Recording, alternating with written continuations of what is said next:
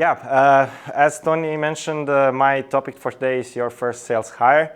I'm speaking from my experience as a salesperson, as head of sales as well, and I'll tell a little bit more about my backstory. But the point of this discussion here, and I would love to have it as an open discussion, considering this very nice space by Feja and his team, is like I feel very welcome to actually have more of a discussion than a presentation. So I kind of figured that's what Split is all about. So I think you're right fitting in the space as well. What I'm going to touch on today is not this, because this is what I talked about in Pula a week ago. And I chatted with Tony about it, and I think like what we would like to discuss today is like more of the figuring out of a repeatable process. The first part of the presentation that I'm not going to touch on today is usually made for folks that are just having their first deal. The second part is for folks that are basically had some success either as an agency or a product business. I have to say that I kind of come from product background, and basically I've worked for mostly product businesses, so a lot of the advice is going to be tailored to product businesses, but I'll try to highlight what is also very useful for agencies as well. So we're going to talk about this second part, which is who to hire and how to do it. So I'm Leo, and this is like the worst photo I could find from me, but I always have this problem with headshots. I organize conferences and I talk a lot on these events a lot, but I've never actually paid a photographer to have a headshot. So when I came here and saw my big picture, the blurry one in front of the venue, I was a little bit surprised, but kudos to Tony to actually making it look somewhat nice. But my background is I have 10 years in software sales. I started basically as a sales rep in Hrvatski Telekom, in Croatian Telekom. I answered answered phones for people and basically tried to help them with technical questions, and then moved on to sales. And the funny story behind that is that Croatian Telekom back then paid 14 kunas an hour, which is 2 euros an hour. But they promised a lot. Like you could get bonuses, you could get a lot of stuff. And they had this program, I always kind of vividly remember it. It was right on the dashboard. It was like Sparta, because you're a Spartan when you're actually selling something. And every letter, of course, meant something. I know S was sales.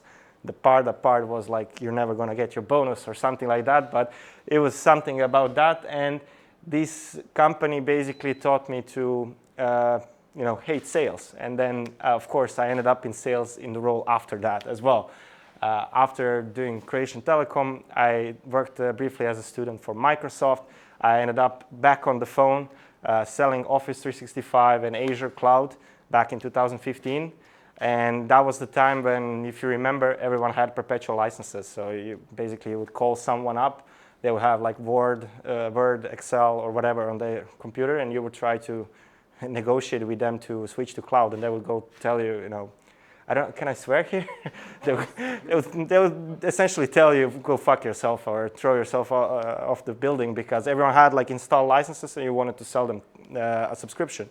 And that was 2015, and things changed from there. I don't know if anyone has like a perpetual license of Word or Excel or something like that right now, but I highly doubt it. Everyone is on the cloud, and that's kind of my foray to the software sales world, where after that I sold CAD software. It was called Outbound. It's like a competitor to AutoCAD, and I sold it in ex-Yugoslavia. So I basically went to every construction conference I could find with a roll-up and tried to sell something which is like a German software, and went up against big competitors there. And I was the first sales hire for that company. So my experience about talking about this is going to be from my experience as well, what they did good, what they did wrong with me. And then afterwards I became head of sales, and I had to hire salespeople in that company, and that kind of inspired the whole topic today. After that, I worked in SaaS. I was account executive, which is a fancy title for a sales rep in ChartMogul. That's a company that is selling subscription analytics for SaaS companies, so software as a service. And my goal, my basically yearly goal, was to close $500,000 of ARR, or annual recurring revenue. It was split, of course, in quarterly goals, and I was met with basically targets that I had to meet every month to earn 40% of my salary. And that kind of inspired me to go into SaaStanak, which is what I'm doing right now. It's a community I started primarily. I have to admit, it was basically a tool for me to sell Chartmobile. I tried to meet people and then sell them something, but it turned out to be a very interesting hobby and then a passion. And now it's a conference and a community that spans all over the Balkans. And also right now what we're planning to is to expand to other Central and Eastern European countries. So one thing that I didn't mention is I'm from Velika Gorica, and we're actually very good in sales. And I think you guys in Split should know that, because we managed to sell Anthony Kalik to you guys. That was a good deal for us. Not the best deal for you, but I won't take pride in that because I wasn't involved. But yeah, as Tony said, I was at the Cup finals, what was that, 3 years ago? At Poljud, had a really good time when you beat Rijeka, and that's kind of where my kind of love. I have a best friend of mine who really likes Hajduk and always takes me to games. So kind of my love for Croatian football went through Hajduk as opposed to Dinamo. So I think you shouldn't cut it out. I definitely am not shying from that. So as I mentioned, SaaStanak is the SaaS community in Central and Eastern Europe. I'll just briefly mention, last year we did our first conference. We had 400 attendees. We sold out the conference. It was in Zagreb. This year we're doing it in Šibenik, in Solaris, or what is called now Hotel Amadria. And we're aiming to get 600 people there. We work with a lot of foreign companies like Paddle, Chartmobile, SaaS Group, etc. Those are companies that have interest in this region, because we have a lot of interesting SaaS companies, product businesses that are kind of behind their radar. They actually cannot really reach them too well. So we kind of facilitate that networking. As Tony mentioned, I mean, there is like big bridges between different regions in Europe, and we're here. I mean, obviously you guys are here in one of the most beautiful parts of Croatia. So you have a one up or leverage against like every big player out there. So you can always invite them here and actually create something together.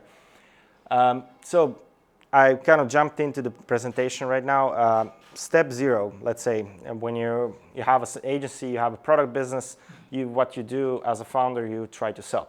And I think like none of the agencies wouldn't kick off or wouldn't like get to this stage they are at now when you look at big agencies if they hadn't had a good founding team that could sell. Or at least like first couple of customers that they kind of approached or actually got in bed with, let's say. So what usually happens is founder needs to step out of their skin. Usually the founder, especially in this area, is like a technical person, and they have to kind of negotiate with themselves first to actually step out of their skin and try to close first customers. And that's something that is a roadblock for most of the agencies and product businesses here.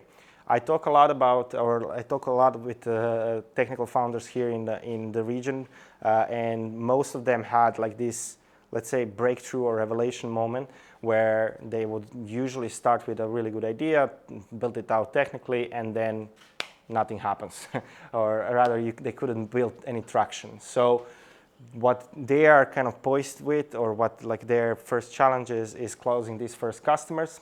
And usually how it works is like you have 3 goals, which is like, first of all, you try to sell and position your product. You try to differentiate between other competitors. You start with a simple premise. I'm going to fix problem A with like tool B. And then you try to kind of pitch it outside of your narrow circle. At that moment, like if you get some early wins, you probably start getting comfortable with positioning the product or selling it. And then you're kind of defining this ideal customer profile. I don't know who the previous speakers were, but I would assume everyone knows what ICP is. Like everyone's kind of familiar with the concept. Like in short, it's basically the type of customer you're selling it, the type of customer that would get most value of your product or service. So what happens here is you start with a broad swath. So my product could be used by a lot of people, and then you narrow it down to like a couple or like a very segmented type of buyer that is the best fit for your product. So that's your kind of the narrowest ICP you can. I put this guy here. He's one of the speakers at our conference this year. His name is Seth DeHart. I think, Tony, after the whole thing, we could send an email to everyone. Anyone who is right at this stage should follow this guy's content and with his blog, because a lot of stuff that he says or a lot of stuff that kind of he writes about is exactly about this. Most of the SaaS, or I would say like most of the products and agencies in general, don't start with like a genius idea. They start with like actual revenue or first customers closed, and then like the idea kind of narrows down through the ICP funnel. So they basically tailor the product to certain ICP, and then they figure out like the rest of the market. So what these guys is kind of saying about it is pretty accurate. And this is like the 9 worst sales mistakes. I'm kind of piggybacking on his content, but this is like the 9 worst sales mistakes founders should avoid. And number 1 is like not willing to be the salesperson for your product. If you're going to hire a salesperson to sell your product, you should be that salesperson first. There is no one better to teach your salesperson how to sell than you. So as long as you're still having doubts about it, or you're not comfortable with that concept, then don't hire a salesperson to do it. They're not going to fix your problem. So you need to be that advocate to actually ramp up someone to do that role. The second one is founders stop selling too soon. That happens a lot. People like to delegate. I know from my experience now running a company with 4 people, I just want to delegate everything. I want to delegate my house chores as well. Like I just don't want to do stuff. I want to focus on the big picture. But it happens that if you stop selling too soon, you don't have this ability to actually create an engine or a sequence of events that needs to happen for every salesperson that you hire. So that's a problem. And then the third one, and I'll stop there, is hiring a sales leader too early. This happens a lot when, of course, you have some early wins and then they convert to some revenue and you can hire people, and then your first instinct is, I need to hire someone senior that actually does this very well, and they can hire other people and create this sales engine. Sales leaders are not the type of people that will figure out your sales process. They are basically those that are like reining in, they're hammering out like the details in your process and actually making the process itself, but they're not going to create this motion, because this motion happens when you find the right buyer. So first step, let's say, is for you to define and find these right buyers that can actually get value from your product, have certain types of success with them, with experimentation, and we're going to talk about it in next steps, and then hiring a sales leader to actually hammer down these salespeople and say, hey, like, have you done all of these 5 or 10 things what you need to do weekly to get to that success? But you need to know which of these things are actually leading to this success. So that's why I stopped at 3, because at this point, like usually this is where people fail. The rest of this is not even relevant, because this is what usually happens in the Balkans and in Eastern Europe in general, where like founders are not stepping up to this position too well. And I put this guy that you guys know, and it's like, when this doesn't happen, znači kurčina. But yeah. So step 1, hire somebody. And I purposely put somebody, because what happens here is you either try to overcompensate your, let's say, failure of sales, or you're not a sales guy, so you need to find like a very pushy type of sales guy. Or on the other hand, you're just trusting someone like your buddy or someone from your close circle. And that's why I put this picture in. Like, this is not the guy you want to hire. He's like your local guy you're drinking a beer in the pub. What happens in Croatia specifically, I mean, it's same in the whole Balkan area, is like, oh, I need someone for sales. Oh, a cousin of mine or the guy like, he's good at talking. Like, let's take this guy. I mean, you're selling a very technical, like you're selling a DevOps SaaS solution, and then you pick out some guy because he's very good at talking. Like, this guy is not going to help you a lot. They might be able to talk and maybe engage a lot of folks, but they're not going to move the needle a lot. You're going to do a lot of work. And then in the end, like, all of the doors opened by this person are not going to be relevant down the line because you haven't opened them correctly. So here are like 10 steps or 10 traits of successful sales hire. Number one is trust. It's hard to trust someone that is outside of your expertise. And I think like when you're a technical founder, technical person, trusting someone who is a very social-minded type of person, someone who doesn't share your set of skills, or rather like they basically have totally different set of skills, is kind of hard, because how to evaluate them? How do you actually know that this person has what it takes to sell or represent your company in a good way? So step number one is actually trusting someone. And the way you trust someone is you put them in these situations already, you embrace them in your inner circle. So first sales hire is someone that you could comfortably sit at a meeting when you're discussing internal product development or future of the company or something that is related to like a bigger picture type of event or bigger picture type of thinking. This is the person that can also challenge you on some aspects of this idea. The reason I'm saying that is because usually we trust, we basically, what we do here in the Balkans a lot is like we hire very junior folks because they're cheap, and then we set them against impossible targets and say, hey, like, good luck, pat on the back and good luck. And this is, most of the times it's a waste of time. The reason for that is like this person is going to have to figure out this with you, so you're going to figure it out together. If that's not like someone that you can spar with, that's not someone that can actually match you on intellectual level or actually interest level, so they have to have a genuine interest in your product or service, then you're not going to enjoy communicating with them. I know firsthand when you see some potential in some folks and maybe like they could operate on a different level, but if they're not sharing like these same values, instinct or intellect with you, it's going to be hard to push them in the right direction. Second thing is hustle, and this is something that I don't think it's that big of a problem to find. Hustlers are everywhere. Like you can find people that can hustle on every street corner.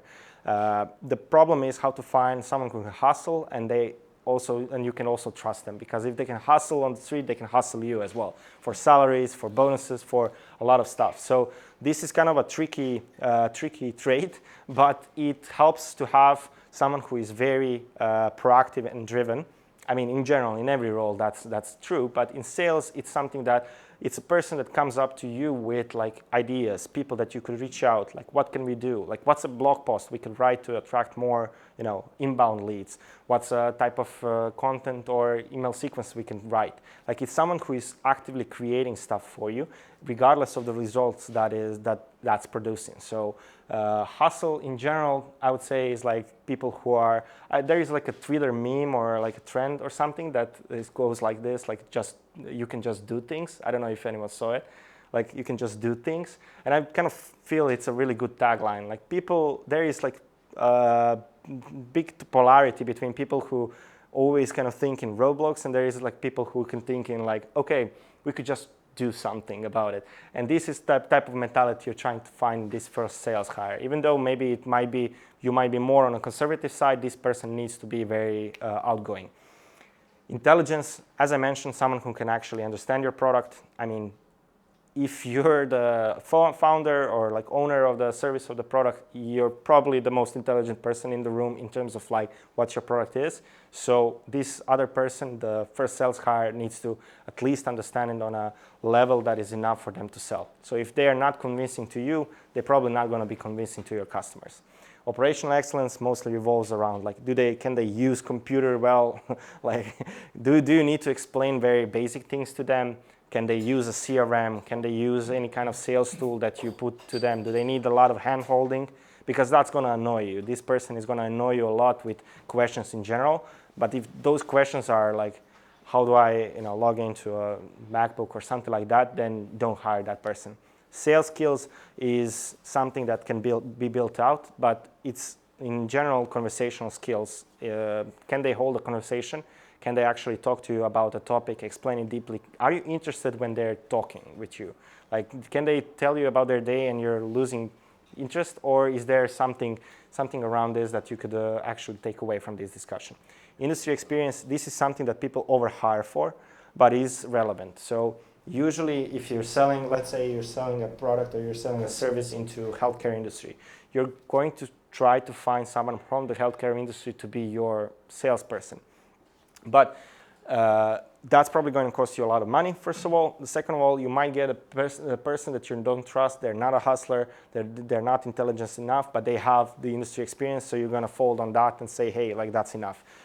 I didn't have any industry experience when I started selling construction software, so engineering software. I wasn't an engineer. I didn't even know like what's the process of drawing. My main type of customers were engineers that draw concrete slabs and basically armatura, and they basically draw that. I haven't even had any clue how to do that or like what's the main construction process in that, but I learned on the go.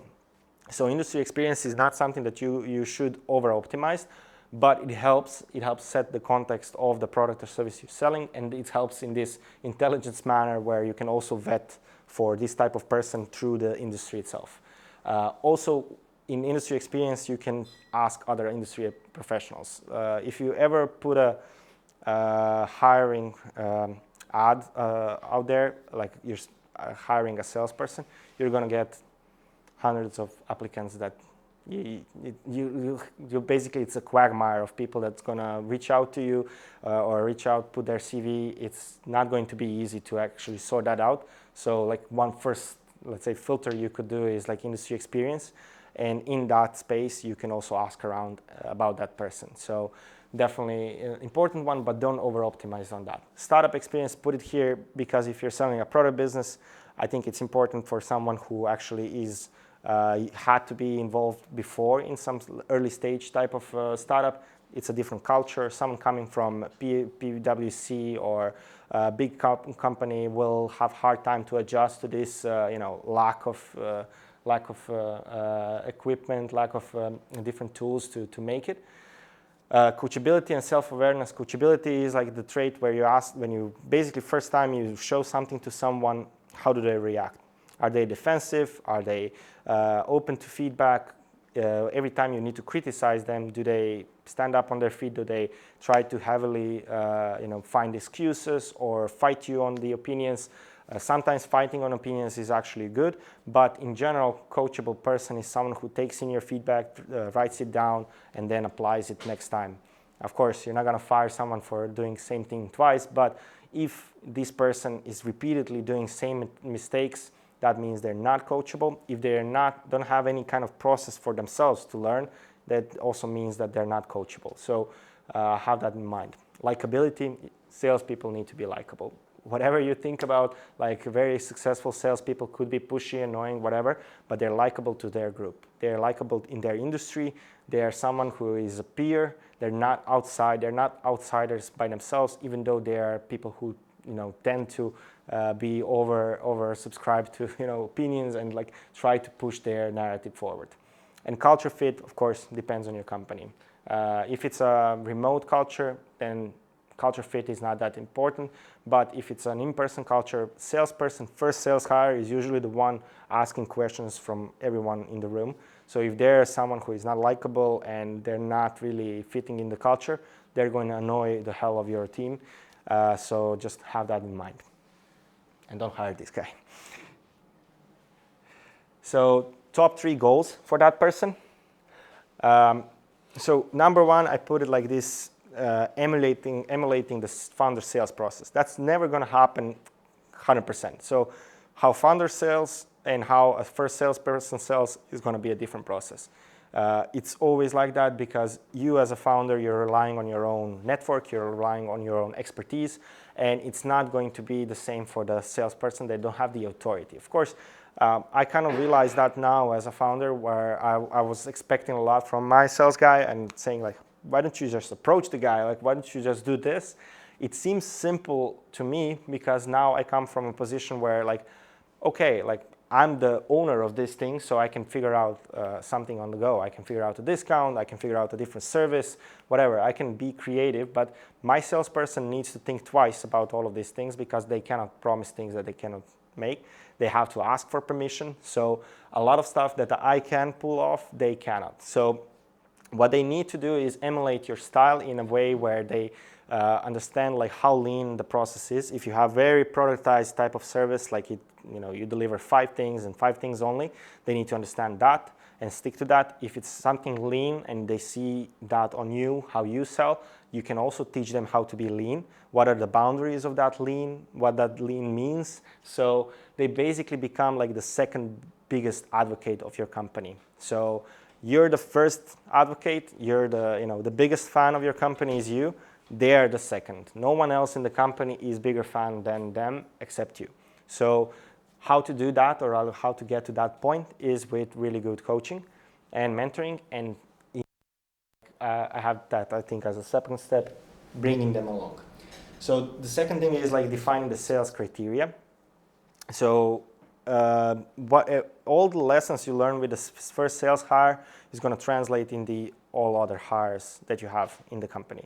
So in terms of sales. So the first sales hire is going to define like the type of person you're looking for, how they actually act, how they interact with your buyers. They're going to define absolutely everything about your sales process. So whatever happens with this first sales hire is going to translate in all the other hires. So you make sure to get it right. If it's not right, fire and find someone else. If it's not something that fits your style of sales, leadership, or general, don't stick on one person, because this person is going to define the culture for everyone else coming on board. They are going to work closely with every sales hire. Let's say first 2, 3, 4 sales hires you have, they're going to work closely with that first one and look at him or her as an inspiration. So if the person you want, don't do it. It's Anthony Kalik, just don't do it. And then third, getting the sales rep to the point of closing self-source leads. So of course you start with this premise. I'm going to hire a salesperson. They're going to find leads. They're going to close business, which means like salesperson equals profit. In general, like the sales roles should always be profit making. So because you're expanding the pool of businesses you're getting into your pipeline and you're getting more revenue, but that doesn't happen like the first day. It doesn't happen the first 6 months. To be completely honest, like they're not going to generate any new revenue. They're going to be a cost for first 6 months. So you want to have as a goal, like what is the goal of this rep is to get to this point where they can actually self-source and self-source and close their business. I'm going to stop here and maybe ask around like maybe what do you guys do actually. I'm just going to point to like random people because I'm very curious where you're at in this process, and I'll start with you. Well, I'm in process of being a founder, and I have some experience in sales, but just a little bit, and I'm trying to implement your advices, and I think it's so far very helpful, and especially this like founder. I don't feel like really good to selling my products, honestly, but I'm not in the phase to hire somebody. I'm at the early beginning. What is your product? My product services. Mm-hmm. It's like research services and innovation and fundamental research that is based on AI. So I'm saving cloud usage to Mm-hmm. companies by implementing innovative AI scientific methods. Okay, so it's a very clear-cut proposition. I hire you and you cut my costs, right? Yeah, that's true. It's one of the best types of product you could sell, is when like there is a clear line between like what your product is, rather like the clear benefit is. You kind of say it in one sentence, and it is like cloud saving. So theoretically, someone hiring you should basically have like similar to salespeople, they should basically have more revenue because they're going to save revenue on cost. That's right. I'm like focused more in R&D, research and development. Mm-hmm. I'm innovator, so I direct the team what to do in order to make a lot of savings. So ideal first salesperson would be someone who is able to demonstrate that value, like a researcher type of person, or how do you think about it? Okay. I'm a researcher, and still be honest, like I need more of your slides to have my final That's fine. where to go. That's fine. It's, Just please, when somebody uh-huh. says, I'm just repeating microphone. Oh, okay, okay. For the online audience later. Okay. Okay, we'll move on. What's your name? Sorry. Nella. Nella. Okay. So I think we have a first example of founder-led sales with Nella. Maybe we can touch on that in the Q&A. But I wanted to stop here because like this is where usually a lot of folks are stuck. You know, hiring first person and defining this criteria for hiring. But when we move on, we kind of set them up for success, and I of course put DJ Khaled here, suffering from success. Like this is the best thing that can happen to you, is actually having a salesperson that can sell, close, find leads. But we usually fail in setting them up for this success by not dedicating enough time to like key points. One of the key points is like being technical with a salesperson. Everyone tries to avoid that because of course you know your product the best, and in this case like fixing cloud costs with R&D, it's not easy concept to explain to a salesperson. Of course, we all understand that.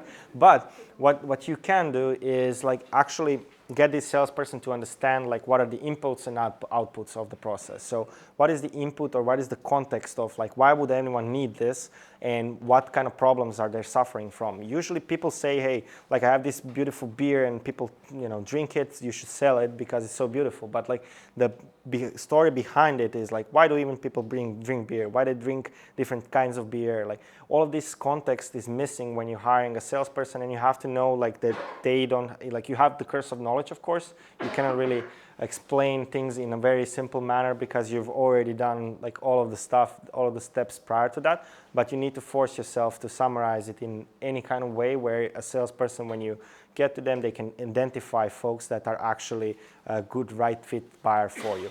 The way to do it is like you kind of bring them in the deals at different random points. So when you're talking with someone, you have a sales deal ongoing, you basically bring them, if possible, from the beginning to the end of the deal. They are just an observer. You give them trivial tasks, like, for example, follow up with this person. Like you have a call, you present your solution, this salesperson that you hired, they're somewhere in the background taking notes, doing something. And then after the call, you tell them, hey, write up a follow-up of this call. And then the salesperson comes up and they basically try to write like a fancy email with all of the points, and you look at it and it's like totally wrong. And you basically look at it and you think, okay, this person doesn't know what they're talking about. But this is your chance to deliver really good feedback, because you're going to see how they're thinking, what are the problems they identified, what are the kind of pitfalls, or like how they're actually positioning your product. And you're going to see it from this follow-up. Of course, you're not going to send that follow-up to the customer, but you're going to send the revised follow-up with your notes back to your salesperson. And you do that a couple of times. You do that at any given moment, wherever you can. You basically give this feedback, and you bring them in all of the deals you have. Like even if it's someone, like a guy who is, your neighbor, and you're just going to close them like this, doesn't matter. You just bring in your salesperson. They're going to learn something from it. If they're attentive, they're coachable, they're probably going to take away at least something from your discussion. And at some point, like what you can do is also have them compare these notes or deal to deal. Like if you have at least 2 to 3 months, depends on what's your deal volume. If you have a lot of deals coming up, they're going to learn fast. If you have small amount of deals, it's going to take time. But at some point, they're going to come up to you and say, hey, like there is like these 5 things that we said to this guy, but we haven't mentioned to this guy. And this is where you start getting a hang of it, and you see, okay, like this person actually got the drill. If there is anything that you do which is non-profit or low-value lead, let's say, like someone who is, you're not afraid that if you send your salesperson to this deal, it's gonna wreck your revenue, give that to the salesperson. For example, when I was working in this construction CAD software, I would start with like faculties. Faculties were free licenses, and only thing I needed to do is just pitch the product. If they liked it, the faculty would basically install the product to their faculty machines, and that's it. So I didn't even have any revenue goal from it, but I needed to learn how to pitch the product and present it to engineers, engineering, faculty, all that. So there wasn't no risk involved in the company actually sending me to do that, but I learned a lot, and I learned from firsthand. So if there is any, like concretely in your example, if there is any part of your process which is not tied directly to revenue, or you're not, it's someone that you're not going to ruin your reputation with, sending a salesperson, send the salesperson to do that first. And try having them doing that a lot. Like a lot of applications, a lot of stuff, when it comes to public speaking, you can speak publicly to 5 people before you start speaking to like 100 people. That's methodology, or like the way you should think about this. Processes hurt experimentation, and a lot of people will kind of maybe not agree with this, but I just hate over-optimizing stuff when stuff is not really working yet. So what you optimize for is like very important, and then how you optimize is even more important. If you, like a lot of folks will, with a, let's say, semi-successful product business, like especially if it's something that goes like inbound, like people reach out to you, we'll start with like, let's implement a super complicated CRM. Or like, let's hire a head of sales and they're going to implement a super complicated CRM and like 5 different tools. Don't do that, because like what you're trying to figure out is not a optimization problem. It's not like you're going to create like this perfect sequence of events that's going to happen for your customer. And every type of tooling or like a process that you add into this is going to be a friction to this experimentation. So what you need to do is have the salesperson do a lot of different things, which means like copywriting, having calls in different settings, having real-life meetings, cold calling as well. So you need to have like a bunch of motions that are set up for this salesperson to actually start. That means like minimum tooling, Gmail, telephone, whatever you need. Like depends on what's your motion, but they don't need expensive CRM. You don't need to spend 2 months setting up a CRM with all of the sequences and fancy stuff when it's going to fall on deaf ears. So don't like do that, and I see people doing that a lot. You should avoid that step. 4th, bring them along. As I said, like just bring the salesperson along, and then 5th is stick to core ICP and practice on that ICP only. So there is one funny story, or rather like a motion that happens here in Croatia and Balkans in general, and I wrote a blog post about it, and I titled the blog post, "Your local market is dog shit, stop selling there." And I will die by that words, because what people do here a lot, they have initial traction and they have close couple of customers in Croatia, in their city, whatever, and then they build out the whole team based on that notion. So like, okay, if it worked for us here in Split, calling people on the phones and like selling them some product, then it's going to work out in London or whatever. And usually that's not the case. When it comes to your, that means like basically everyone that fits that criteria globally, right? If you're a global business, if you're not, then that's fine. But you're probably going to land deals that are out of ICP, which means like if you're a web dev agency specializing in backend, you might land some front-end development as well. You probably want to outsource it, but doesn't matter. Maybe it leads to a different branch of business, but if you hired a salesperson to do backend dev work, or rather like selling these services, don't give them the other one. Give them exactly what you hired them for, what is the core essence of your service, because they're going to learn on the right type of customer. You're not going to distract them with different stuff. You're going to have a salesperson deliver results on the type of service you offer and nothing else, and then later you can expand. And on that ICP, we can definitely discuss it, but a lot of folks just try to do everything, or rather have like this very opportunistic approach where like whatever lands, and that's great, but they're not going to learn from like different types of deals that they're doing. They're going to learn from same type of deal repeatedly. So yeah, I think like I kind of touched on all of these steps as well. One step that I didn't mention in this experimentation phase is creating collateral. So first, let's say first roadblock for sales is going to be like a salesperson is going to come up to you and say, hey, what do I send to our customers? Like after the call, do we have a slideshow like or something like a demo of our product? And you're going to say like, oh shit, haven't thought about that. So what you can do is like these first 3 to 6 months with a salesperson, when they're not really producing at their maximum output, just create this collateral with them. So you sit down, you start creating demos, you create some assets that are written or like screenshots, whatever you have of your product or service, and basically you give it to salesperson, say, hey, basically create these slides, from all of these collaterals we have, or create a blog post from it. It's going to help you to assess their thinking about your product, same as the follow-up email after the call, but it's also going to help them to learn. People learn when writing. I don't know how you guys studied. I always studied by writing notes, and basically the process of writing helps you understand what you're actually learning for. I think, low likelihood deals, that's something that I touched on. So if you have educational licenses, something like that, do that. Give them a go on outreach and don't expect much. People usually hire salespeople with the notion of, hey, I should do outbound sales. So I hire someone and they tell them, hey, this is the list I bought from an Indian guy for $200. Just, close some deals.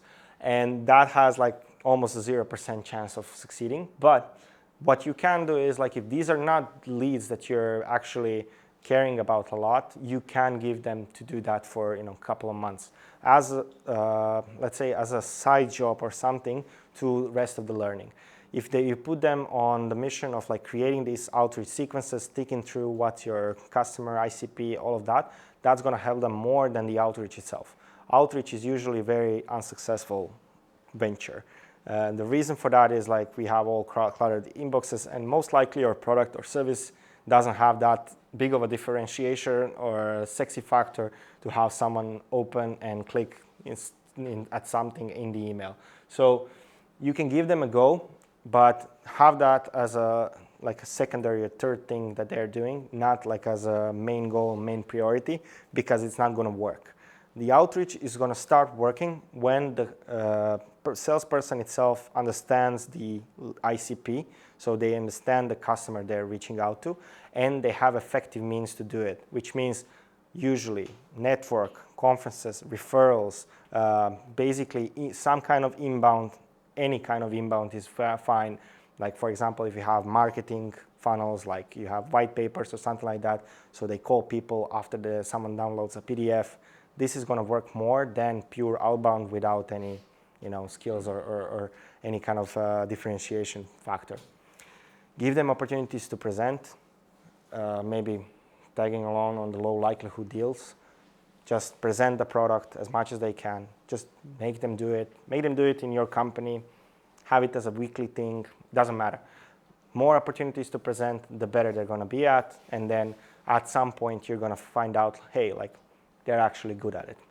And then make them write. Every good salesperson is a good writer. Even though you have ChatGPT now and everything like that, doesn't matter. Good salesperson writes well. There is actually one book that I can recommend to people on writing well. I forgot the author, but it's called On Writing Well. And the whole book is about brevity. Brevity is the notion of having very simple way of communication. Very simple. I mean, I don't need, maybe you laugh, maybe you know the exact definition of it. Keep everything short. Yes, exactly. So all salespeople, what they tend to do is they overcomplicate things and they add more context to things where there shouldn't be more context. They need to be very on point. And if there is one thing that you can kind of constantly insist on is make it shorter. Every sales email I have from my salesperson, Anastas, when he sends sales emails, I always tell him, okay, that's a good email, but make it shorter. Because you can always write something in a more punctual way. And then nail the incentives. Assuming you have someone who has potential, they went through these steps, you actually got them to the point where, okay, you can present the software or service, whatever, and I have confidence in you. I'm not gonna, freak out if you go to a meeting alone or something like that. You should nail the incentives. And where kind of this is or kind of starts breaking down, at least here in Croatia, is salaries. And this is a very good topic where, firstly, if we talk about in general salespeople salaries, they're always a fixed and variable component. And I think my next slide is a bonus tip on that, so I won't talk about it here. But what you can do is like focus on activity first before the revenue comes. So if the salesperson is sending X amount of emails, creating X amount of collateral, participating in X amount of calls, whatever. I mean, whatever the incentive or like the activity is, if they're participating in these activities, you just write it down, quantify them, and then add the variable salary on top of it. So basically, if someone is making 2K euros or whatever, in sales, like it's maybe the only profession where you need to earn half of your salary first before you earn it or before you actually get it. Everyone else gets their fixed salaries. You have to earn half of your salary. So until you get the revenue, you point that half of the salary to something which is an activity that helps them learn. So figuring out the variable split, that's on the next slide, and incentivizing non-sales activities as well. This usually revolves around like basically being an active participant in the company, adding product. So what salespeople a lot of times get is like product feedback. So if you can create a structured process where they funnel this feedback back to the team and actually create something out of it, that's a really good thing. You can also quantify it. You can also incentivize on it. So salaries. I was paid on 60-40 basis in a couple of companies I worked for. 60-40 means 60% of my salary is fixed, 40% is variable. So when it comes to simple, let's say a simple tip, or rather like what happens here in Croatia is people say you have 2K, or let's say probably smaller, like you have 1,200 euros salary, and then you have bonuses. And I think like that's a wrong approach, because bonus means you did something extra. So if you get a bonus, you did an extra thing, and then you got like a prize for it. For salesperson, if they're not selling, like a salesperson selling is not a bonus. That's their basically the job description. So you need to sell to actually earn the salary. So if you position it as 1,200 and a bonus, and let's say it totals to whatever, 1,500, 1,600, you're kind of missing on the job description. In like already in start, you're kind of missing out on the opportunity. A sales rep, let's say that is paid, I'll just use 1,000 because it's simple. I don't need to do mental math. If they're paid in total 1,000 euros a month, that means like 60% of it is 600 euros. They earned it right from the get-go. 400 they earned it through the deals they sell. So you don't position it as a bonus. You say like your salary is 1,000 euros. 400 euros is based on the variable compensation based on these 5 things. You have to have X amount of calls, you have to have this amount of deals, or revenue gathered, or whatever, new deals in pipeline, completed leads, whatever. That's the component that defines this 400 euros. Why are you positioning like that? Because when you start paying them, you pay them 1,000 euros from the start. So let's say you have this situation where you hire a salesperson, you pay them 1,000 euros every month, and then first 3 months they get it whatever they do. You don't look at the variables. And then 4th month, they have to have X amount of closed deals, and they fail. And they are paid 600 euros that month. That's a much bigger motivation than having a bonus. If your salary fell, that's a much bigger motivation than actually having as a bonus. So concretely, when I was working with ChartMogul, my first 3 months, or like my first quarterly bonus was paid out in full. So I got like a huge swath of cash. I was super happy. Next quarter, I had to make my targets. So it was like half in the quarter, and I was looking at 20% closed deals. And I was like, fuck, like I'm not going to earn the same money I earned like the previous quarter. And I kind of liked it when I earned that. So what I did is I kind of ramped up. I tried to like learn as much as I can and actually get to that point. I already tasted the cake, let's say, and now I want to eat it again and again and again. And that's like a seller psychology. So instead of like what we do here, we usually say, hey, like, you're going to get a bonus when you close X amount, blah, blah, blah. And we never actually have these salespeople taste that success because it takes time. And I think it would much better work like if you did it like the companies abroad do it, where you actually get them fully ramped up. You get like full commission on the first quarter or whatever period you have, and then you kind of take it away, let's say, or make them earn it. So we can talk about this salary. If anyone has any situation right now, like thinking about it, there is like a couple of ways to calculate it, how to actually work through it. There is accelerators, for example, stuff that you can add like in this incentive structure that helps you close more deals through salespeople.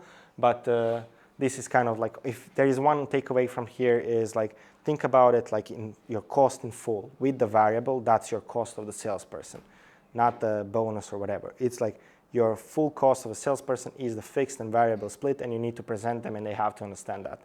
Their salary is always dependent on variable. Variable is not a bonus. It's part of their salary. And funny enough, I talked with, you had Tomislav Car from Productive, right, at the festival. Like he has a big problem explaining salespeople they're hiring, because here in Croatia, it's not a common culture. When you see like your salary is 45K yearly, let's say, and it's split 60-40, and he cannot explain to the salesperson like that's something that we put it like that because it's achievable. Like that's why I'm saying it's 45K. It's not like something out of the blue. Like you can achieve it because we set you up for this success. But salespeople don't have the confidence here that they can actually achieve that. On the other hand, they are not thinking through the whole thing. Like they're not positioning themselves for the success of that job. So they're not thinking like, okay, it's 45K. That's like the expectation. I can make 60K. That's the bonus, not the 45K. I don't know if I'm over-exaggerating here or are you understanding me, but this is a very important point that people usually overlook here. And lastly, step five, and then I'll stop. I don't know if I forgot to add my timer, but add structure and retain. The structure part that I mentioned is bad is when you haven't yet figured out who you're selling to, how do you sell, and you haven't had like initial success with a salesperson. When you start getting success with a salesperson, you can hire another one. This another person that you add to the team is going to be an exact clone of the first one. They're basically going to copy everything that the first one did, because first thing they're going to do is like look up to that guy and say, hey, like if that guy does like 10 calls, I'm going to do 15. If they're ambitious, if they're someone who can actually do this, they're probably going to want to outdo the first one, and they're going to mimic every move that this first person does. So that's why I'm getting back to this first point, like think carefully of who you're taking into this team as a first sales hire. Give them authority, give authority and coaching to the first one. So this first salesperson, they're probably not going to be your head of sales. Sometimes they become, but that's a totally different set of skills. This first person will, however, want to coach someone else. They will basically take off a lot of work from your back, because the second salesperson is going to be like listening and looking at this first person. Oh, they're so successful. They know everything about the product. And then the first salesperson is going to be like, yeah, I think I'm going to like be, the boss here, or rather like they're just going to feel very good about like knowing all of this stuff. So have them coach the second one, have them own that process. And whenever you're talking about like, let's say some kind of a repeatable hiring process, discuss that with the first salesperson. Like who is the person you could work with? Like who do you think we could add to the team? So you give them kind of a little bit more authority. And the reason to do that is because it makes them feel good about their job, and they can actually share more experience than you do, because at that point they're already going to do a lot of these motions that you already kind of don't have any clue about. So what you do then is you divide by territory, ICP or something. You don't have them work the same leads. You don't want to have this first person suffering from the second. Like what usually happens is like you kind of feel you have, you could add another person to the team, and then you add this other person, and they divide and split the leads, and you figure out that you actually have less revenue than you did before. So unless you have like a very big surge in like your original ICP, or if you have like a different product line you want to sell, just hire someone else. Hire someone else, have them do that, and don't cannibalize the first salesperson's revenue. Of course, especially if they're earning a lot of variable, they don't want their salary to be messed with. Shared incentive is usually shared revenue goal. Like as a company, we're gonna be at 1 million this year. You're both responsible for it. Everyone, like each of you have a different, let's say, money incentive and goal. But if you both combined earn this incentive or like earn this target, then you're going to get an extra incentive. The reason to do that is just to keep them aligned. on the same goal, have them like work in a team manner, although they might be working on different territories or different goals, they will want to reach that like bigger milestone as well. Streamlining sales assistance. So every salesperson, and something that I didn't touch on here is technical sales, and that's something we can discuss over beer, but every salesperson will need like a technical guide. Although you might teach them a lot about your technical sides of your product, they're probably going to need someone to, you know, just how we say, like povuć za rukav, like just, hey, like how do we do this? So you can streamline that by having someone from the engineering team who is the most communicative guy, or someone that you would usually carry in this conversation and is like more communicative, more open than everyone else, and just assign the salesperson to that person. Of course, they should like align, they should be like buddies. So if a salesperson comes up to the technical guy shoots them down, they're not going to be successful. So this pair needs to work.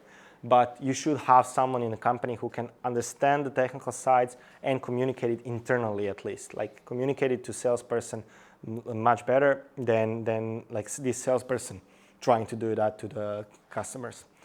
And then you add a head of sales once you have a repeated process. What head of sales actually is a person standing up to your shoulder and saying like, what's your pipeline? When's the deadline for closing this? What's your next step? Are you going to hit your revenue goals? What's the revenue goals actually? Like what are we defining here? So this is the head of sales. Head of sales is usually not the person going out selling. I mean, in a lot of companies it is, and these heads of sales are working in very small teams, but you usually hire a head of sales because you need to hammer down, like these people have to be in line. It's like a factory. It's like you're not generating shoes, you're generating revenue. So it's basically a line supervisor, head of sales. So you need head of sales when you actually have more stuff to supervise than you can get to.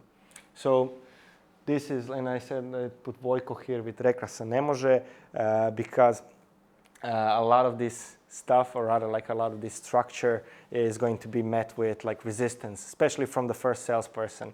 They're going to resist like having someone supervise them. But this is where you kind of break them in a way where like what happens is like you're not going to be imposed with like processes that you don't like. You're going to be added, supplemented by basically structure. So it's going to help you reach your revenue goals. It's hard to sell, but if they're a good salesperson, they're going to understand.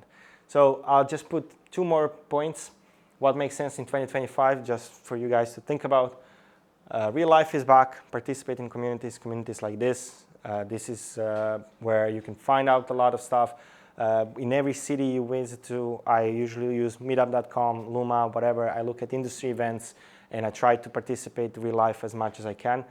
Real life is like really, really back. I cannot explain, or I cannot stress it enough, because a lot of our sponsors for the conference, they sponsor our whole activities of the year just to do, for example, we're doing an event in Prague.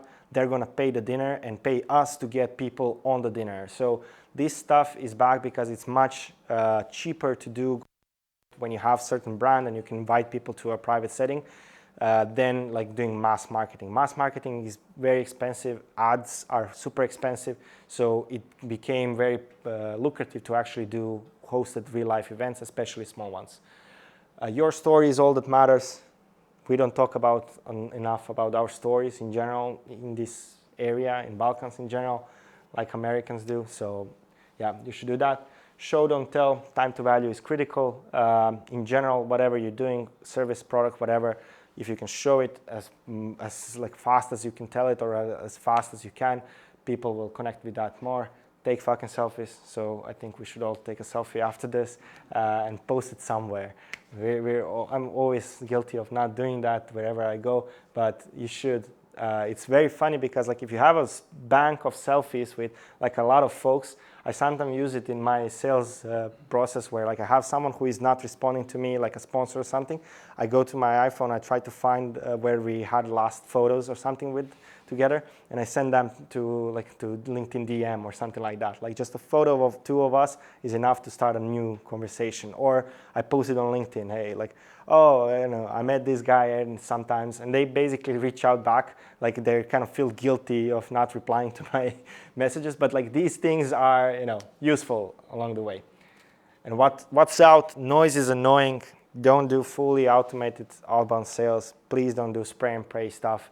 I mean, we chatted a little bit about emails. I mean, you don't do outreach emails, you do inbound. Inbound is the way to go if you can build out a brand. If you need to do outreach, do it relevant. Try to do it with referrals. Like a really good question. Whatever call, whatever meeting you have, the best question to ask at the end is like, do you know anyone that can have some use of it? Or like, if, for example, if you're presenting a product, service, whatever, do you know anyone who could this be useful to? Like, people usually come up to you and they say like at least one name, and then you have something to say. Hey, like, you know, Goran told me to reach out to you. Like, Goran told me you could make use of this product. Like, this is a very simple thing that you could do in every call. It can lead you to different deals. So try to use your network as much as you can, as opposed to like fully, you know, spraying and praying. SEO, I mean, I wouldn't go into this. This is copied from another slides I did, but SEO for SEO's sake in general, like bullshit content, doesn't work. Hands-off sales, which means basically not doing anything and trying to get like deals across the line. Deals take more time now than they did like in past couple of years. So you need like actual salespeople to do them. And then brands with no face. I mean, in general, I mean, you see my face here. I didn't expect it to be printed out like this, facing outwards, but I struggled with that a lot. Like I struggled with when I started SaaStanak, when I started speaking at events, having my own conference, just looking at my face all the time. It was like very annoying, but I had to I basically had to cross that bridge to get to the point where I'm at now. And I mean, Tony's probably. You can show the tattoo of your own face. Yeah, like on the back, like a tramp stamp. No, but you know, it's something that like a lot of us struggle. I mean, as a founder of your product or service, whatever, you kind of want to deal with like the problems you set to fix, not your own brand image. But the truth to be told, like whatever you can to present yourself or be like outside of your skin and actually present to the outside world, it helps. It helps sell your product, which means you can build your product more. So don't be shy of it. I think like the message of that is, I don't know, just get used to it. That's it. Thanks a lot.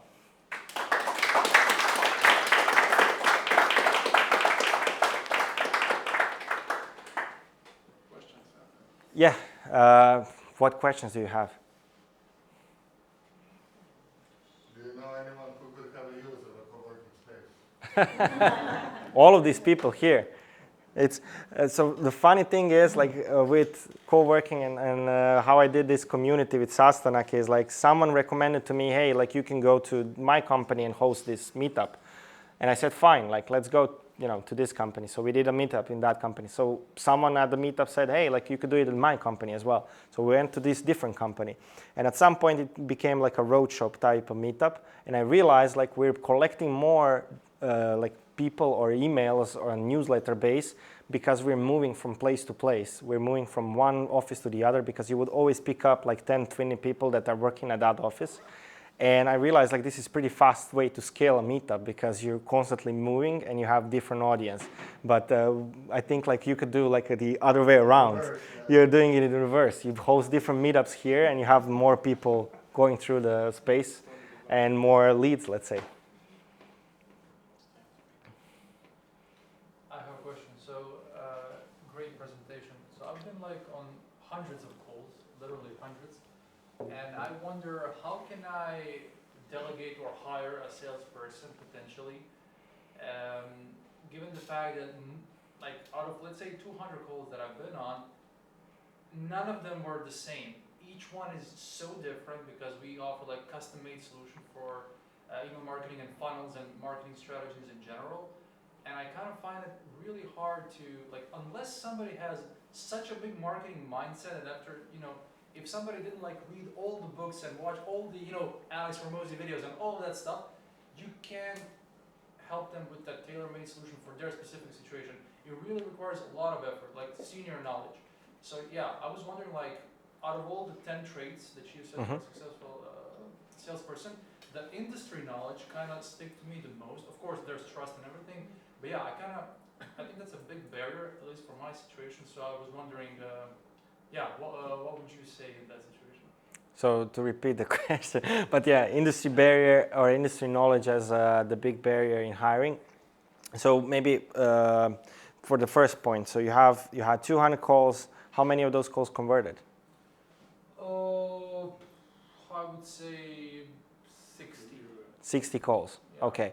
And in this conversion process, I would assume you have like multiple calls with those that converted. I would say average is maybe 2.5 calls. Okay. Sometimes it's 2, sometimes it's 4, sometimes it's 3. Yeah. The bigger the client is, the more calls we need. Okay. So the first call is usually them, they're inbound leads, or Mostly, like Okay. 70% are inbound. so they have a certain problem to fix, right? They Yeah. come up to you with a certain They problem. reach out to us, yeah. Okay. So there is like a certain types of problems that you solve, right?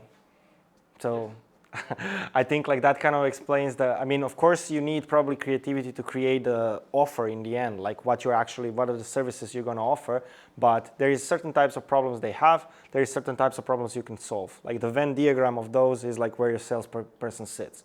Like what do we actually do as a company? Is these 5 things or these 15 things?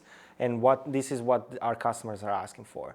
So if I understand the question correctly, like you're trying to find a salesperson that can actually identify this very well, knowing and having the industry knowledge that you have, right? Well, I'm not actively looking for a salesperson, but I'm thinking long term, if I want to remove myself from sales, well, sometimes maybe in 6 months, maybe 1 year. Nevertheless, it's, let's say we need to do 15 things for a client, but there's 100 options. And somebody with such a big knowledge needs to know what 15 things should they pick from the 100 options. I'm just making up numbers here. And that's really hard, because you really have to know because it's not it's a product as service, but then again, it's not, because as you mentioned, when you're implementing like a, custom complex CRM solution, it kind of feels that way, at least to me. So I'm like wondering, I don't know, like if I found somebody who had that skill, they would probably be a CEO themselves, right? And they would not be a salesperson for another company. I mean, maybe I'm wrong, but it's my subjective feeling. I mean, I understand the problem, because like you can definitely configure, like you have a wide swath of like different variables that you could configure for and optimize for in the offer. But what this person can do as a start is actually listen to the needs, right? So if someone needs to distill the needs of the customer into these offers, of course, but like listening for the needs part is like the first part, right? So even if you brought along a salesperson and have them like hear a couple of these calls, hear how people are thinking, they could, one first task you could do is like try to template these needs or these like problems in different buckets. Okay, this guy has like problem with email deliverability. This guy has problem with click-through rates in this kind of industry. So what you get with this salesperson is trying to thinking through your offering as well, because you're thinking through the needs of the customers. So even though these needs might be varied, like completely different, there is probably certain patterns that you could notice. And then, okay, like what is the simplest type of offer you could offer? Like what is the simplest type of product that you could offer? Give that to the salesperson. Every time you come up to a need where it's like a very simple simple problem, like let's say email deliverability, I don't know if that's a simple problem or not. Depends. Yeah. Depends. I get the point, But yeah. like if you come up to this kind of problem, you get that, that's the need of the customer to solve that, great, like forward to, Marco in that corner, he's gonna solve your need. So you basically try, first of all, you kind of narrow down the ICP, that's that part. You narrow down to like a certain type of problem, certain type of customer, and then you shift the salesperson to that part. They don't do anything else other than that. From there, you can expand, of course. But like if you just solve one type of customer, you have a salesperson that can sell one of your solutions. They don't need to sell everything. And then from that, maybe you can add more solutions, or you can add more salesperson for every solution you have. Maybe that person, like that's, let's say, solution that you have, could be offered to a larger pool of the customers that you have. So maybe they can do outreach. So this is how I think, like, when you think about, like, you know everything, they don't know anything, right? But what is the simplest version of what you know, and what is the simplest type of problem you're solving, and then try to solve that with the salesperson. If you can succeed in that, if they're smart, if they're ambitious, they could probably learn more. But you don't need to overwhelm them with everything. So I don't know if that answers your question, but I would go from that point of view. That does make sense. Like, if one client needs just one simple funnel, and we kind of, because maybe it's a smaller client, and something, and then I can give that to them. The only thing that I don't want to take too much time. The only thing that's like an issue is there's so many variables, right? So many that everything depends. That the only answer is there's no answer. But I think small steps, and then you kind of like if they close 5, let's call it simpler deals, then gradually they will come to the level that they can close more complex deals by time. But it takes time. But it's also going to make you to have like boundaries on your services. Like as you said, like you have multiple variables, levels, like how do you sell? That's because you can always figure out the product on the go. That's same for me. Like if someone asks me about a sponsorship for the conference, of course I have a sponsorship for you. Like I can always pull out something from my back pocket. I always joke around like sponsorship sales for conferences is like the best type of sales job because the product doesn't exist. It's gonna happen at one point, but it doesn't exist at this point, so I can always figure something out. But my salesperson has packages.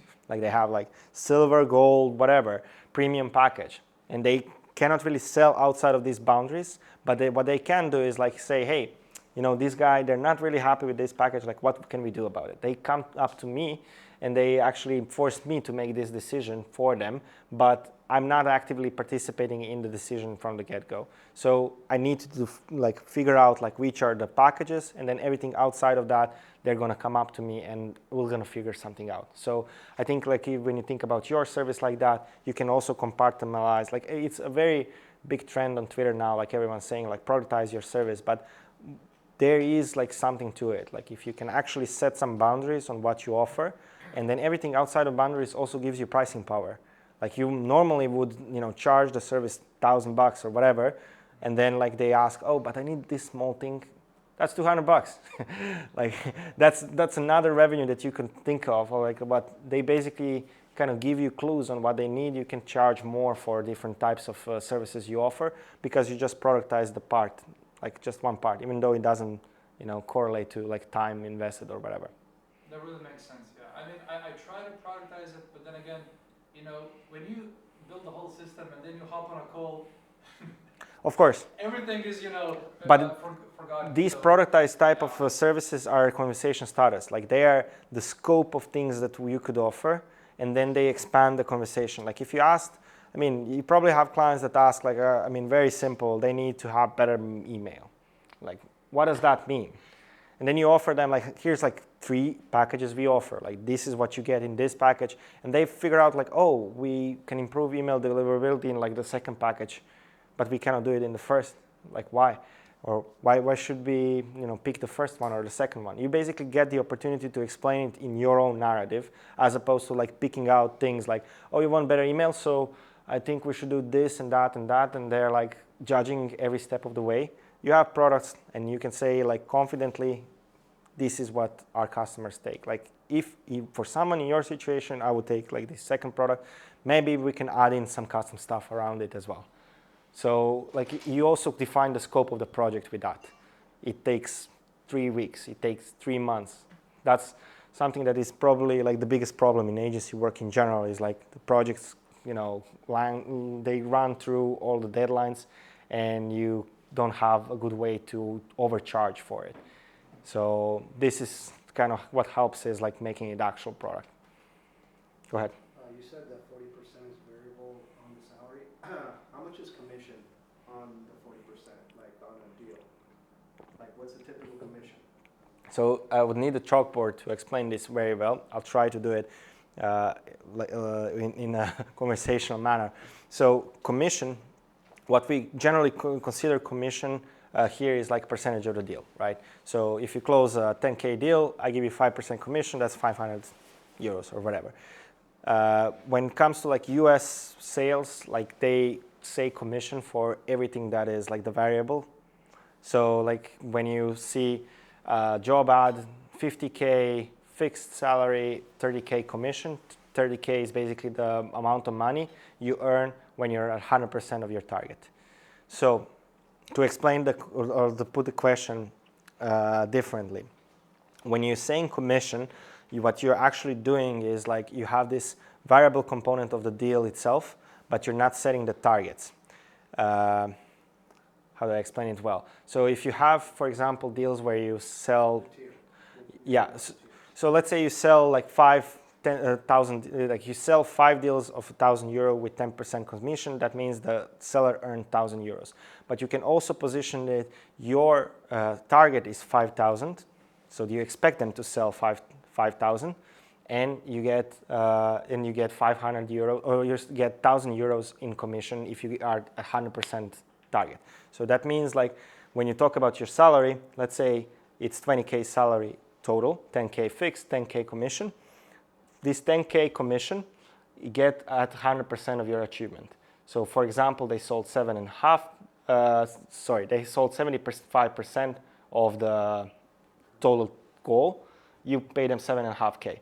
So total goal can change. And this also helps you with like month to month or quarterly to quarterly changes, because you're going to change your targets. You're going to change, like if you put it as a fixed, like 10% of every deal, that kind of puts you in a corner, because at some point you're going to have to do, hey, it's 7 and... That was my next question. Yeah. Once you hit the target, what's the tier structure up? Yeah, exactly. So it's much better to put like a revenue goal. So let's say, this is like the best example is like, I'll just explain it on my example. In Sharp Mobile, I was paid on a quarterly basis. My variable was paid on quarterly basis. My target was from 8 to 12K MRR, which means monthly recurring revenue. So they would pay me, I'm making things up now, but like they would pay me something around like, let's say 10K variable in a quarter if I'm at 100% of this 10K MRR goal, let's say. It's super hard to explain, but the whole point is like if I achieved 7.5K MRR, they would pay me 7.5. If I overachieved it, for example, I did 12K on a 10K target, they would pay me this 12K plus an accelerator, what I call. And that's something where, like, for example, how it worked was, if you achieve, for example, 120% of your goal, you would be paid 125%. Why? Because like every percentage after 115% would be counted as double. So 120% is 125%, for example. So that incentivizes you when you get to 100%, let's say mid-quarter, you would want to get to like more than 100% to actually get double the variable or whatever. But these are tricks, like we can talk about it over beer. It's kind of hard to explain like in this kind of modern. Paid on contract value or revenue collected? Revenue collected. Sorry, actually contract value, but like when it's subscription, like people pay with their credit cards and especially monthly, then it's kind of hard because people can churn. So what they would do is like after, let's say 3 months, they would need to stay as a customer for at least 3 months. And for example, if they would pay me on the day where they put their credit card first, so it would be counted in my target. But if they churn next month, they would deduct it from my target. If that slipped into a different quarter, they would deduct it. So I had some quarters when I started with like minus 2K MRR because like a lot of folks churn from the previous quarter. So you're basically starting from a hole. You're already paid for that commission, but for the next quarter, you're kind of starting from minus point, and then you're working yourself up. Lose a customer, Yes, inside of these 3 months. And it was like variable, like if it's, they haven't even stayed for a month, then 100% deduction. If they stayed for 2 months, then 75%, 3 months, 50%, and then after that, it was like full commission. And one last question. Sure. You didn't mention the hidden costs because a lot of the young founders, they don't consider conferences, all this stuff, how to get leads for these new reps. That's the first presentation. I purposely didn't do this. No, but yeah, all of this costs money. So like even trusting a salesperson costs money because first 6 months, they're going to be just a cost item for you. They're not going to earn revenue. Conferences, etc., they cost even more. If you want to sponsor a booth, that costs a lot. If you want to only attend, the tickets, hotels, everything costs. Like you're probably not going to have a lot of value from all of these motions until you have at least some sort of like first revenue in. Like you're probably going to need to sell to family and friends first. And at that point, like maybe you gather enough revenue to actually go to a conference or do something. Depends on what's the best type of sales motion. experimentation costs, but you can always kind of hack it through as well. Like you don't need to maybe be on the conference, you can be on the side events. You maybe don't need to, buy a list from, some service or something. You can create your own list. You don't need like expensive tooling. You can just email people like one-to-one from Gmail. Like there is always cheaper ways to do stuff. But I mean, I agree, those are hidden costs. But even if you did like advertising, like you would have like a bunch of failed ads. Like you would spend a lot of money on Google ads and not get any results from it as well until you figure things out. So that's why people get funding. But if it's your company, bootstrap, etc., just stick to the things that kind of work the best. Usually those are referrals if you're an agency. Like just hammer in on like every customer, try to get recommendations from customers themselves or inside of an industry that you're already in. If you have like 2 customers in healthcare, great, find a third one. Like stick to that vertical until you find like other means or other verticals you could sell to. One more question. Sure. We have time for one more question.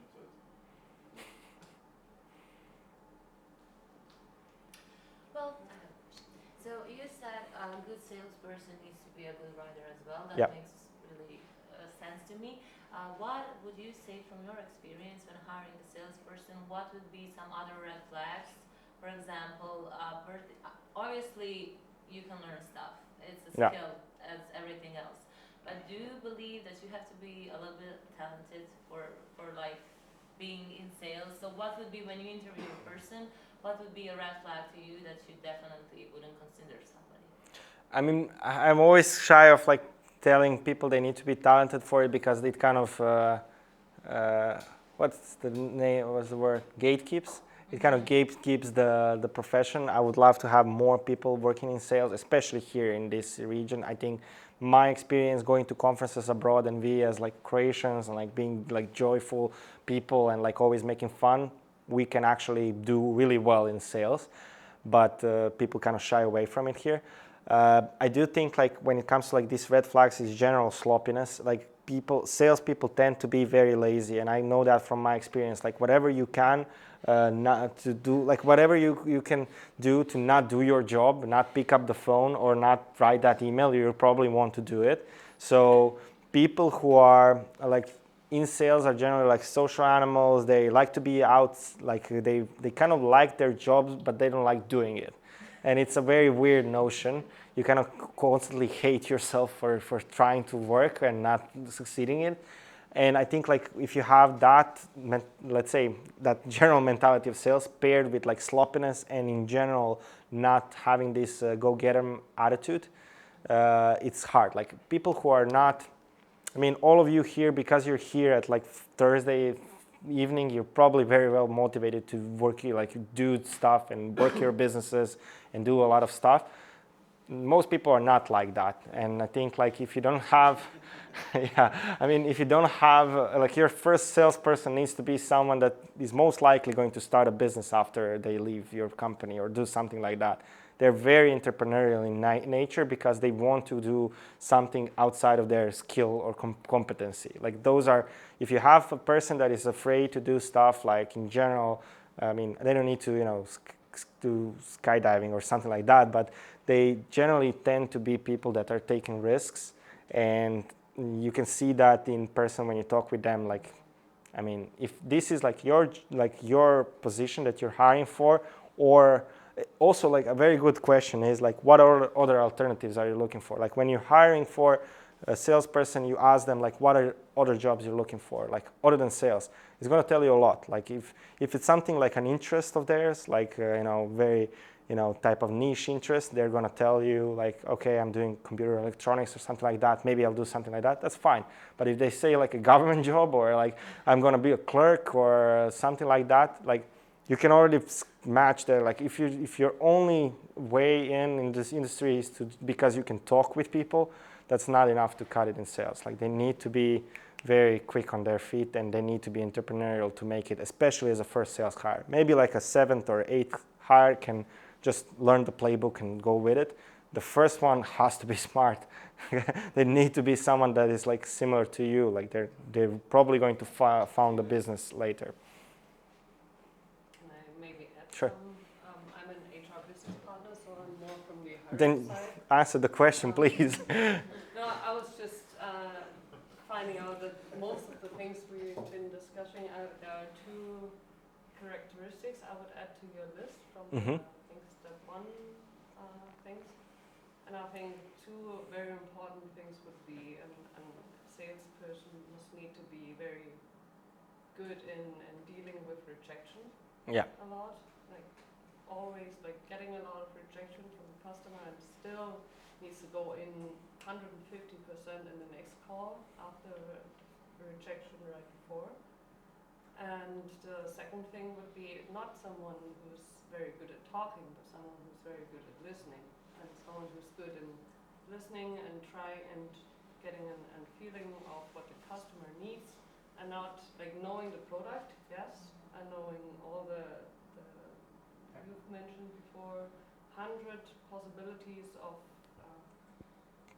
variability what the product can offer, but they would need to find out what the customer in front of them is needing, and then they can always say, well, I don't know yet if my product is able to solve it, but let me check and I'll come back to you. So that's another conversation starter with the customer, which keeps us going. So. That's two very good points, and I totally agree. Totally agree. I mean, sales is about listening, and I mean, still outgoing. Of Yeah. course, yeah, but not just someone who stands in and talking and then leaves the meeting and the customer's like, well, and what's with my needs, right? That's true. Not like Trump. And rejection is part of it. It's a big, big part of it. I mean, maybe you find someone who is not yet been, hammered down by rejection. Sometimes, and that's something, I also have like a WhatsApp group. It's called Sales Therapy. It's Sales Terapia. I started it 3 years ago, like a bunch of salespeople that I know of here from Balkans, and I picked them up at different conferences. They're all in the group, always posting memes and stuff. But like there is this kind of trait where you do this job for more than a couple of years and you start being quite negative about it as well. Like you've been so rejected or like punished or pushed down that you start being a little bit cynical about it. And those salespeople usually need like a break or go into different industry or something. And I think like sometimes it can happen, and a very good salesperson can turn into like a very bad salesperson in like when they work for a company for too long as well. They become the biggest critic of the product as opposed to biggest fan. President. He wanted to ask a question, but we are done. No, thanks for the great